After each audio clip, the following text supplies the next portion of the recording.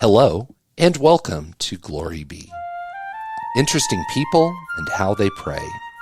Each week, we chat with interesting people about their lives, their work, and how they pray. I'm Sharon Hanish. And I'm Mike Malcolm.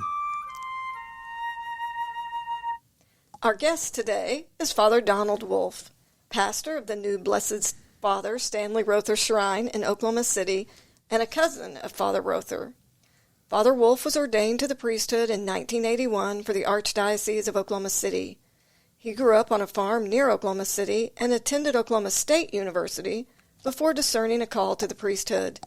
He received his Master of Divinity from St. Meinrad Seminary and Doctor of Ministry in Preaching from Seabury-Western School of Theology. His ministry has been principally among the Spanish-speaking. He has served as vicar of Hispanic Ministry of the Archdiocese of Oklahoma City, chairman of the Board of Catholic Charities, and was elected president of the National Federation of Priests' Councils and served in that position at the national office in Chicago from 1997 to 2000. We are so happy for our listeners who are just listening and not watching it on YouTube. We have hit the road, Mike and I, and we are on site here at the new shrine. Father Wolf, we're so happy you agreed to join us. Yeah, sure. Thanks for asking me. Yeah. One thing I like to do is talk. So well, this is exciting because this is episode 100 for us. All right. So we engineered it to where you'd be number 100. Terrific. And thank you for doing that. Double zeros next to me. Double zeros.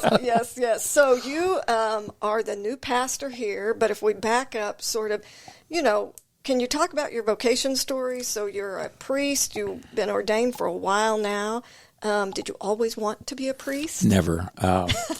I grew up in a really pious Catholic family. None of us thought we were pious. It's just what everybody did, and all of our family. And so my mother got sick when I was in high school, and so almost all of my energy was focused on life on the farm. And so when I graduated from high school, I had a couple of major priorities. One was to figure out a way to pay for going to school. So I was able to get a scholarship from the Air Force with Air Force ROTC. I wanted to study something where I could actually make a living when I finished, so I enrolled in engineering school. I wanted to become an aeronautical engineer. And I wanted to figure out all this stuff about women, which nothing I had ever experienced in high school. I didn't know anything about what all the excitement was about, but I certainly wanted to find out. Yeah. And so when I got to college, those were my three priorities. And after a while, having gotten a scholarship, having gotten a girlfriend, and having enrolled in aeronautical engineering, after about a year and a half, I found out I was a lot more interested in what was going on at the Catholic Student Center than I was going on in my mechanics of rigid bodies class. Yeah. And so about that time, so it would have been my fourth semester, I started thinking about this in kind of a serious way. And so, nothing there. The one thing that happened was I used to go to Mass at St. John's in Stillwater at 10 o'clock at night on Wednesdays. And I always enjoyed that, liked the people who were there. It was fun. And so one day, like the fourth or fifth time I was there, so this would have been in maybe October of my first year in college, Father Bob Schlitt was talking at Mass one day, and I had served Mass for him a time or two right after he got there, and so he knew my name. And so we were, sitting around the altar as we did, and he said, in the early church, they didn't wait for people to go to the seminary. They would simply get together and they'd say, okay, we need a priest here, and they would look around and they would say, okay, so Don ought to be a priest. And I don't know whether he somehow had planned all this out. I suspect I was the only one whose name he knew, but he just pointed to me and he said, and that was the first time in my life I ever connected any notion that anybody ever thought or that I ever thought or anything ever happened with regard to me and the priesthood. I'd never once in my life thought about this. And one other thing happened, which was in my first semester in college. There was a Bible study group that got started in one of the dorm basements with a couple of the guys from the Wednesday evening Mass. So it met like 4 times. It wasn't like we went through from Genesis to Apocalypse. I mean, we met 4 times. But somebody there asked the question, what does God want you to do with your life? and I've described this before as it's the first time I ever got an authentic case of religious restlessness, not the minor kind that gives you a lifelong inoculation. Right. So I was immune. No, it was really a question that bothered me. I didn't know how to respond because I hadn't ever really thought about that very much. I just had decided in the 7th grade I wanted to be an engineer. Yeah. Never met one, never talked to one, never had no idea what they did other than a book I read one time.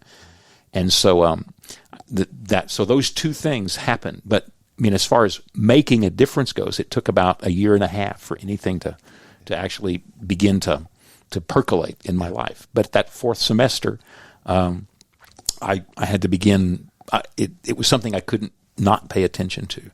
And my girlfriend was really actually very helpful in making sure I paid attention to the kinds of things that were going on inside it, that she insisted, that I couldn't just push that off to the side. So she was really important with regard to all that. Now, I wish it were that simple. It was a lot more complicated with regard to my girlfriend and me, but she, if she had been somebody who said, "How am I going to live without you? What's going to happen? Right. How can you leave me behind?" I probably couldn't have done this. But she was supportive and really insistent that I pay attention to what's going on in my soul, and all of that. So so Father Stanley was my cousin, my second cousin on my mother's side of the family. My mother was a Rother from Okarche. But I also had another cousin who was ordained in the same class as Stanley on the same day, standing next to him on my father's side of the family, Father Jim Kelch. That was my father's mother's side of the family. And so I'd like to say that both of those were important influences in my life, but practically none at all. Stanley's 20 years older, so is Jim. Right. I knew the Kelches better than I knew that side of the Rother family. I knew Stanley's mom and dad and Sister Marita, kind of, but my family's really gigantic, and so when we were around and Stanley was there, my reaction was always, it's just another cousin. Right. I mean, they're one of many, and so it's hard to convince anybody. But Stan didn't have a halo, and so I didn't pay attention to him like he was, somehow 3 feet off the ground or anything like that. Right. So that he was a priest, he went to the seminary, whatever that meant, and he got ordained, whatever that meant, and he was down in Guatemala, whatever that meant, was pretty much not on my radar screen at all. Mm-hmm. Kind of like Jim, he was around, knew his parents and that kind of thing, but as far as having any kind of influence on me, not really. Yeah. Go ahead. I was going to say, where is Father Jim Kelch? He had really bad problems with his lungs. He moved to Phoenix. He lived there for years. He died about 15 years ago. I buried him here. He never really functioned in Oklahoma for a long time, maybe 10 years. And I know, did he also come back for your ordination? Because, the letter, I see it hanging on your wall. I know that he did. Father Stanley came for your ordination. Yeah. Jim did not. He did not.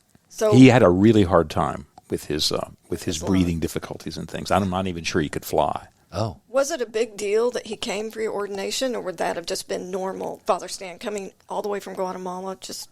it really was a big deal. Certainly a big deal in retrospect. Yeah. In prospect, I was glad that he came and pleased to know that he would be here. He had come up to Oklahoma the year I was ordained a deacon in 1980, which was the first time I went to clergy days, which is the first time I had adult conversations with Stan. And we spent a good amount of time together. My aunt lives just north of Shawnee. We were meeting at St. Gregory's. And so Stan and I went up to supper, and he talked a long time about being at the mission and going back and forth. We were a couple of hours in the car. And so I was really pleased to have the chance to spend some time with him. And so it was great to know that he was going to be back here for my ordination. If I knew the day that he left, it was the evening of my first Mass on Sunday. So Sunday evening, he walked out of my aunt and uncle's house. We were having barbecue and said goodbye. If I had the slightest idea that would be the last time that I saw him, it would have been a different kind of moment. But he said goodbye, and 71 days later, he was lying in the casket in the middle of the aisle at the cathedral. Yeah. So did he ask you, like, hey, would you like to come to Guatemala? We were standing in the cathedral, getting in line, as we did in those days, and Jack Feely came over and said, well, Stan, it's great you're up here. Maybe one of these days you can bring some of the priests from Guatemala up here to Oklahoma to work with the Spanish-speaking. And Stan said, no. He said, I'm taking Don back with me to Guatemala. And so then he said something that in retrospect was really chilling. He said, no, not right away, but you can come down. He said, it'd be fine. You'd be just a visitor, so you wouldn't be a threat to anybody. So you could do the things in the parish, and I could come and go, and nobody would know. Wow. And I thought, okay, yeah, I'm the Anglo that they'd all know doesn't belong there, so I wouldn't have a big target on my chest. Okay, what a great invitation. So, but he did say that, and I thought, okay, well, one of these days. Yeah. And you've been very involved in Hispanic ministries. Was that always something? Are you fluent in Spanish? Like, did languages come easily to you? How did that? Apparently it did. So in 1978, I spent a January interterm, so 1 month, with a classmate of mine in Indianapolis, working at this center of outreach to African American families called the Martin Center in downtown Indianapolis. And so my classmate was Pedro Navarra, whose whose grandmother was from Sicily, whose mother was from Sonora. And so Pedro, of course, speaks Spanish and Italian and several other languages, a little Japanese because he lived in a Japanese neighborhood in downtown San Diego. Oh, gosh. And so we stayed that month with one of the secretaries who worked at the Martin Center and her family. She was Apache, but had grown up in the migrant stream from South Texas, so of course had grown up speaking Spanish. And so Pedro and she would speak Spanish all the time. And so I was enraged and jealous, and so I made myself the promise that if I ever could, I would learn to speak Spanish. And so rather than opening my heart to the needs of the Spanish-speaking in response to the proclamation of the gospel, it was rage and jealousy that prompted me to learn Spanish. But well, it's a motivation. It seemed to work. So, yeah, and apparently I'm good at this. I don't know. Well, here you are, so. pastor of the biggest Catholic church in Oklahoma. It's huge. Yeah, so it is really huge. Yeah, were you part of the planning of the campus from the beginning? Not from the beginning. A couple of years after the second year that Archbishop Coakley was here, he convened a committee to begin talking about expanding ministry to the Spanish-speaking. And that committee met for a couple of years, and we decided we needed a new place. Every place in South Oklahoma City, the last one of which was built in 1954, was filled to the gills. We couldn't add one more mass. We couldn't do one more thing because everything was full. So we needed a new place. So as a result of that committee's work, the bishop purchased this property, so the 50 acres of this golf course. And so what we were planning to do was something with regard to a new space for the Spanish-speaking. Of course, what I had in mind was a hay barn that seated 2,000 people, because that was a good place to start. We needed to do something like now for this. And so the property was purchased, and we were sort of inching in that direction, and the beatification came along. And so suddenly, with the beatification came this impulse from the recommendation from the Vatican that you need to promote the cult of the saint. Yeah. And so suddenly all these things meld together. So I was on the building committee, and then so things kind of took off from there. Yeah. So do you remember the call when Archbishop Coakley called and said, I want you to be the pastor of this parish, well, this shrine? That was a kind of dialogical process that went on for a while. Oh. So it was so yeah, I mean, he called me, but we had a series of conversations, including when I was on sabbatical. And so I was actually sitting in a hotel room in London. Oh, wow. And we were on this Zoom meeting, and he began to mention that he was, it became clear to him that we needed to make this into a parish. So this wouldn't be simply a kind of a shrine to Blessed Stanley, but this had to be a part of the kind of work that we were doing with the Spanish speaking. And so, did you not get rid of, but did two parishes? Did you eliminate some churches? Tell me who is here and where they come from. So one of the big problems that we had in 1989, Archbishop Salaka wanted to expand our work with the Spanish speaking. So I got assigned to Holy Angels, which was a little church that had been founded, a parish founded in 1921 out of St. Joe's. So it was like the first suburban parish. just 1 mile west of St. Joe's, little church that seats 235 people. It had become, and the whole area around it's a big slum, but it was a place that was a kind of sinecure for the archdiocesan artist, Father Jack Walsh. And so for 30 years he had been there, and there were like 15 people who came to Mass on Sunday, but it's where he had his studio and where he lived. And the bishop said, it's time for Jack to retire, and we have this church that's not being used by anybody. Let's start our work there. It was always going to be temporary, someplace to begin. And so, my first Sunday I had 8 people at Mass, and my second Sunday 4 people, and my third Sunday 3 people at church. But we started to work with the Spanish speaking, and this thing just exploded. And so, we were always on our way somewhere else. So, alas, 33 years later, with the parish that so it's the church that streets to 235 people, 3,000 registered families. Oh, gosh.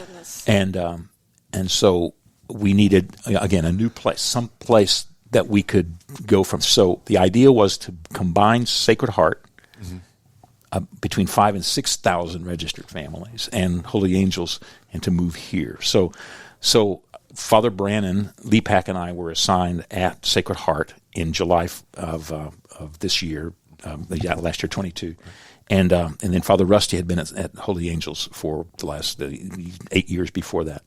So between the two of us on the weekend, we together would have 14 masses. That is crazy. 14, all the Spanish, 3 of us. All Spanish masses? All but one in Spanish. That's amazing. So, and the one at Sacred Heart in Spanish was for 20. In English was for 20 people. All the rest of them, 5 of the ones at Sacred Heart were in the gym because it seats 1,000 people. You can crowd 1,000 people in there, and so this became this opportunity for us together on the staff to be able to begin to respond to the reality of these gigantic crowds that we had in both these places. And again, we had Mass all day long at Sacred Heart, same at Holy Angels, beginning at 6:30. I mean, the cars would begin coming at 6:30 in the morning, and they would be leaving at about 9:30 or 10 o'clock at night. And I mean, the parking lot would fill up and empty all day long because we had 7 Masses in the day and 2 more on Saturday evening, and we always had a wedding and a quinceañera, and then we had, and so I mean, it was Mass all day long and we were in the church all day, and so all day Saturday and all day Sunday. So being able to establish this for both parishes allows us to be able to live a human life rather than what we were trying to do in these 2 tiny little churches, and to be able to add to what we do. So the thing that's been shocking for everybody is that the 12:15 Mass, since the first weekend, we've had about 2,500 people there at the Mass. Wow. And so they all say, where do they come from? And where they come from is Holy Angels and Sacred Heart. Yeah. So we have something like 5,000 to 7,000 people a weekend because that's Sacred Heart and Holy Angels. Right. So we just added another Mass in Spanish on Sunday afternoon, so that we can begin to grow. I wanted to do that as soon as we could because I didn't want the word to get around that there's no reason to go to the shrine because there's no place even to stand anymore, which happened beginning the first Sunday. And so this coming Sunday is our first Sunday where we have Mass and additional Spanish Mass. What is your Mass schedule? So the Mass schedule is on Saturday night at 5 o'clock here in English, and at Sacred Heart at 7 in Spanish. We had it's a nice, comfortably full church. And then on Sunday morning, we'll have Mass at Sacred Heart at 8 o'clock in the morning and here at 9 o'clock. So Sacred Heart in Spanish, here in English at 9 o'clock. And then Mass at 11 o'clock and 1 o'clock and 6 o'clock in Spanish. Wow. So that sounds exhausting. Well, again, there are 4 of us now. Yeah. Father Rusty and I and Father Brannon and Father Miguel Ayuso from Oaxaca, Mexico. So it's a right, and I mean the thing also is Sacred Heart is this incredibly vibrant, active parish full of people who do all kinds of things, and so it's a really, really exciting place to be. And so if you're not intimidated by Spanish and Spanish speaking, it's the best parish in the diocese. So the language of the parish and the language of the house is Spanish. Father Miguel can't speak English, and our housekeeper can't speak English, and so again, if you're comfortable with that, it's a fabulous place to be. If you want to get comfortable with it, it's a fabulous place to start. Right. So it will remain open as a Sacred Heart remains open. Okay. There's a lot of speculation about what's the best thing to do with the buildings and the property that we have at Holy Angels. It's at Northwest 3rd and Blackwelder. It's still a slum, but there's a lot of really important things that need to happen in that area. So that's kind of up to the Archbishop and his advisors. You've got a nice foothold there. We're a nice foothold. Catholic Charities wants to do some things there. Sister BJ's Pantry wants to do some things there. So I hope they're able to. Right now we have to use it, and we have to maintain what we have there because we have more than 1,000 kids in religious education. We have religious education 5 nights a week. And if we weren't able to use the classrooms that are at Holy Angels, we'd have to have religious education 7 nights a week, and we'd have to find some other places to do it. So, this is a perfect time to transition to our How You Pray, because I'm listening to what you do, and I'm thinking you must have to pray a lot. I don't know, but anyway, our podcast is interesting people and how they pray, and what a amazing community it sounds like you have, both at Holy Angels and here, and these people that are just so active and wanting to, like, the religious education. Anyway, everything you've said, I just can't hardly believe. Yeah. So I love this experience. My first August here, so last August, we had a meeting of our RE director and her assistant, and then all of the people who volunteered for religious education or religious education teachers. Now, she has a degree in religious education from the University in Juarez, Mexico. She can't speak English. And so all of our volunteers are there. We have more than 100 religious education teachers, all of whom speak Spanish, since our parish is 99% Spanish speaking. And so I was just sitting there and I was thinking, this is how great is this? So it doesn't bother anybody to know that we're having all this. All of our materials are in Spanish, especially for the young kids. We have English stuff for older kids, but and so all of this is taking place, and it's all happening in another language, and everybody's perfectly comfortable with what's going on. And I thought, this is how things ought to be. There's no anxiety about whether we're doing this in the right language or not. Right. My mother grew up in Okarche, and all of the sisters there, all of the parish staff, all spoke her language, German, not English. Oh. So she didn't learn any English until she started school in the first grade. So your first language is English obviously, right. but being fluent in Spanish, do you ever find yourself praying in Spanish? All the time. Oh, yeah. All the time. Yeah. Yeah. So I never dream in Spanish. Okay. I was going to ask that. I do dream, and this is the weirdest thing. It's the weirdest thing. About twice a year, and I don't know why I have a dream in German. Oh, gosh. Okay, so Achtung. This is Achtung, alle die Welt müsste die Deutsche sprechen. So you speak fluent German? No, I don't. No, I don't. Well, that's the weird thing. I don't. Unless speak you fluent dream, German. then. Yeah. Well, so yeah. Yeah. So, what kind of prayer draws your heart? Like, what is a day in the life of prayer? I'm sure you say Mass obviously you say Mass every day, and that's a way of praying. Yeah, and less often on the weekends than I used to. Yeah, less often. So now you have more time for private prayer. What does that look like? Well, it's an interesting kind of thing because there's a lot of parallel. When I went to the seminary, so this is 45 years ago, 1975 is when I headed off to the seminary, and I was. The focus in the seminary is always reactionary. They're always trying to form the guys because of, we look out and the priests we have today aren't doing these things. Right. And so the notion at that time was to help to form guys in a way that's spontaneous and natural, rather than giving a guy a prayer book and say, do this, right? And so the whole notion, the whole focus on discipline did not seem to be very effective in the generations previous to ours, right? All those guys left the priesthood. And so the whole notion of discipline in prayer was a kind of, that's old-fashioned. Okay. And it's something like, I don't know if you've ever read Ayn Rand's book, The Fountainhead, where she's talking about what an authentic architect ought to do. An authentic architect ought to be able to create a design that doesn't have any frills in it, because frills they're just kind of add on and they're kind of pretend, right? Okay, I mean that makes sense. Something that's truly authentic. Well, okay, so her hero in the novel is this architect who's incisive and brilliant and is able just from his heart to create these designs that are clean and pure and architecturally sound, you know? Well, that's kind of what they were trying to do at the seminary. So that your prayer is authentic and good and from the heart in every way. But, you know, if we were going to create an architectural achievement like that, the shrine out here is simply a steel building. Mm-hmm. It literally would be a hay barn and nothing else, right? Because all this other stuff is just stuff added on, right? Yeah. Well, okay, but to build it in this style, okay, which is a steel building with masonry curtain walls, to build it in this style, in these dimensions, is also to bring forth from the architectural tradition these things that when they built, you know, these masonry towers and round arches and all of the different elements of the Spanish Baroque, they were integrated into the design was a response to the need to do this in masonry and to hold the walls up, and you make small windows because, you know, of all of the architectural limitations that you have in order to keep the building standing.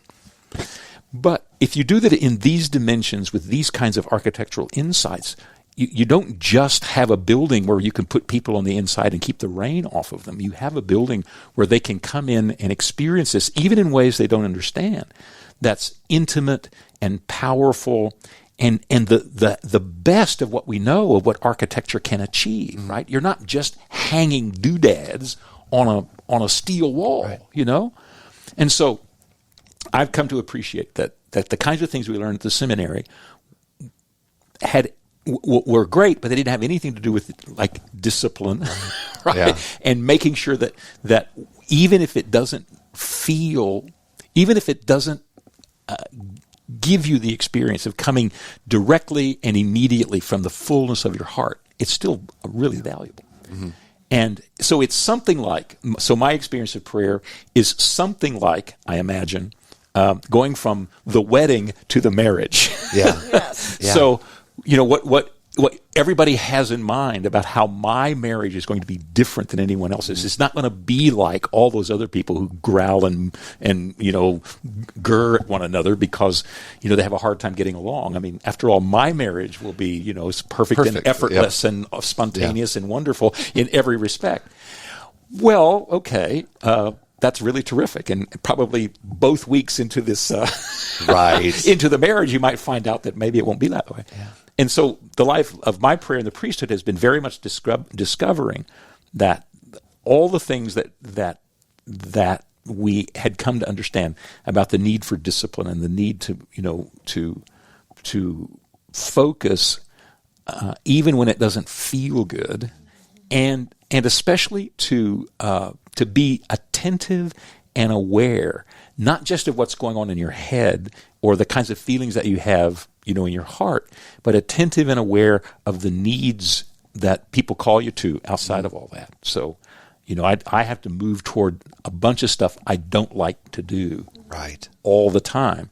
And instead of saying, when I get enough time, I'm really going to, you know, pray like I'm supposed to, you know, you pray in the middle of all this stuff that you have to be attentive to. And, you know, so the stuff piles up on my desk because there's a lot of desk stuff I don't like to do. And, you know, that's just as great a source of spirituality and God speaking as any other thing. And so I have to remember that and then lean into that and growl and grr at all the things I have to do about the stuff I don't like. But do you ever ask for the intercession of Blessed Stanley Rother? I do. Sacred Heart is a really great place, but it's full of really big challenges. Mm. And our very first Sunday, the Archbishop was here for our first Mass at 12:15, and so we were sitting up there at the chairs, and I looked out, and I see all these brown faces and all this black hair, almost no gray, and you know, I mean, the average age here is like 40 years younger than the average age in any other parish. And I said, you know, this looks a lot like being at Santiago Atitlán. Yeah. And I used to go down when Tom McSherry was there. I went down probably 25 times when he was there, And I mean, Tom would have us, say in Mass and travel all over Guatemala. And it was very much like being in Santiago Atitlan. And what we're trying to do here isn't just gather people. We're trying to really form a community, and we're trying to do the things to respond to the needs that people have. And we're trying to think beyond, getting them to Mass on Sunday and providing them the sacraments that they need, but, to really grow in the life of the faith and to engage the whole parish, not just a small portion of it who are really, really excited and really involved in volunteer stuff, to get everybody to move, as many people as we can, to move in those directions. And so yeah, I think about Stanley a lot, and this kind of conversation that's ongoing. Right. Because he's buried here, right? That's right. He's at the altar. His heart interred in the is altar. in Guatemala. That's right. That's right. But he's here. Yeah. So you're kind of in this together. Well, we are. I mean, the whole reason that we're here is because he's here. And so, yeah. Well, thank you for your time. And in closing, if you could invite the whole world to join you for a single prayer intention, what would that be? A single prayer intention, and that would be that the gospel that we all live together is something that enlivens our hearts and not just informs our minds. Okay, that's beautiful.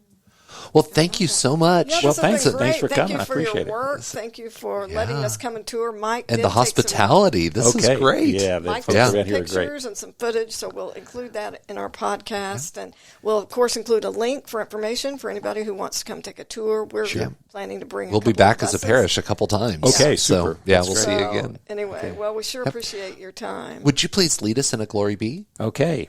Glory be to the Father, and to the Son, and to the Holy Spirit, As it was in the beginning, is now, and ever shall be, world without end. Amen. Thank you. Glory Be is a production of the Office of Communications at the Church of St. Mary in Tulsa, Oklahoma. I'm your producer, Mike Malcolm. See you next time.